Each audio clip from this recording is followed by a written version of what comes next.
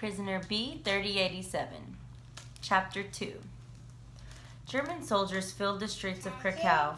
They marched in their smart gray uniforms with their legs locked straight and thrown out in front of them the way ducks walk. It was silly but eerie at the same time. There were so many of them, all marching in time together, their shiny green helmets and polished black jackboots glinting in the sun. Each of the soldiers wore a greatcoat and a pack on his back, and they carried rifles over their shoulders and bayonets at their side. I felt small in my little blue woolen jacket and pants and my simple brown cap. There were tanks too, panzers they called them, great rumbling things with treads that clanked and cannons that swiveled on top. We came out to watch, all of us, men, women, and children, Poles and Jews. We stood on the street corners and watched the Germans march through our city. Not all of Poland had fallen, the radio told us. Warsaw still held at, as did Brzezinsk, Sidlec, and Lodz. But the Germans were our masters now, until our allies, the British and the French, arrived to drive them out. The Nazis won't be so bad, an old Polish woman on the sidewalk next to me said as I watched them.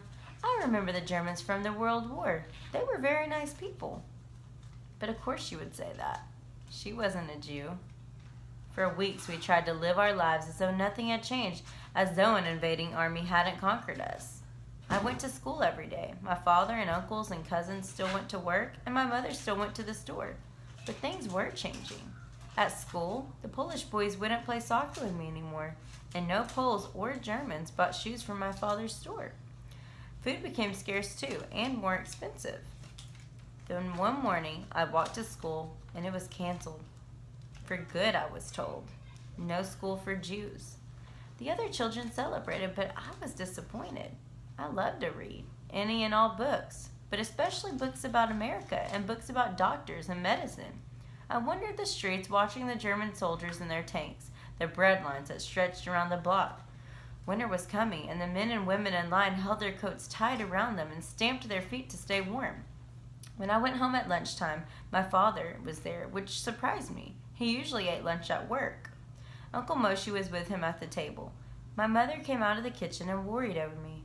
"Are you sick, Yannick?" She put a hand to my forehead. "Why are you home early from school?" "It's closed," I told her, feeling depressed. "Closed for Jews." You see, Uncle Moshe said. He turned to my father, looking worked up. "First they close the schools. Next it will be your shoe store, my first shop, and why not? No one will buy from us with Nazi soldiers telling people, 'Don't buy from Jews.'" "But if they close the shoe store, how will you make money?" I asked my father.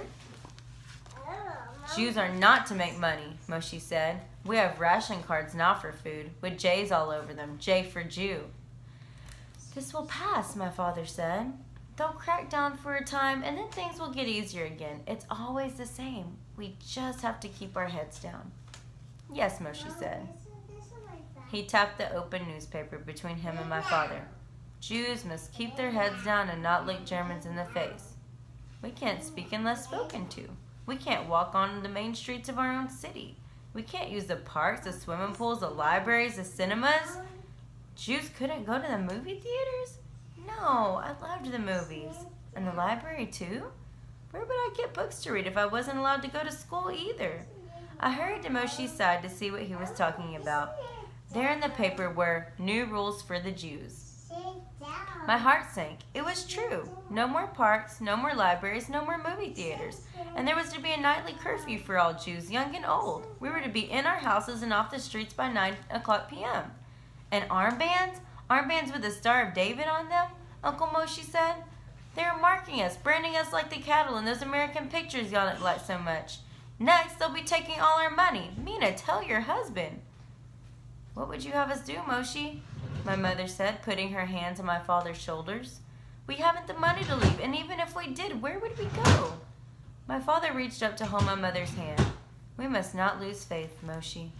See how easy it is to keep your faith when the Nazis take it away along with everything else," Moshe told him. My father smiled. "Let them take everything. They cannot take who we are." I sat down at the table to eat, and my mother brought out a small tureen of tomato soup, a loaf of bread, and a wedge of cheese. "So little?" I asked. "It's the rationing. The groceries are all closed." "We'll make do," my father said. "We were spoiled before anyway." I hadn't felt spoiled, but I didn't say anything. I just wished the Germans hadn't taken my lunch. Late that night, long after curfew, cries of "Fire!" woke us. I ran from my bedroom, frightened. "What is it?" I cried when I saw my parents in the living room. "Is our building on fire? What do we do?" "No," Father said. "It's a synagogue." The synagogue was the place where we worshipped every Sabbath and where I was studying for my bar mitzvah. I leaned out the window and saw it down the street engulfed in flames. My father hurried to put his coat on over his pajamas to go and help put out the fire, but a loud crack from the street brought me and my parents to the window again. Another man, wearing a coat and pajamas like my father, lay dead in the middle of the street, a pool of darkness spreading beneath him, glinting in the street lights. A German officer stood over him, his pistol still aimed at the dead man. "Jews are reminded that under the new rules, anyone caught outside their homes after curfew will be shot on sight," the officer yelled. My father stood in the living room, his eyes on the door. My mother put a hand to his chest and her head to his. Some unspoken communication passed between them, and in a few moments my father took his coat off again and sent me back to bed.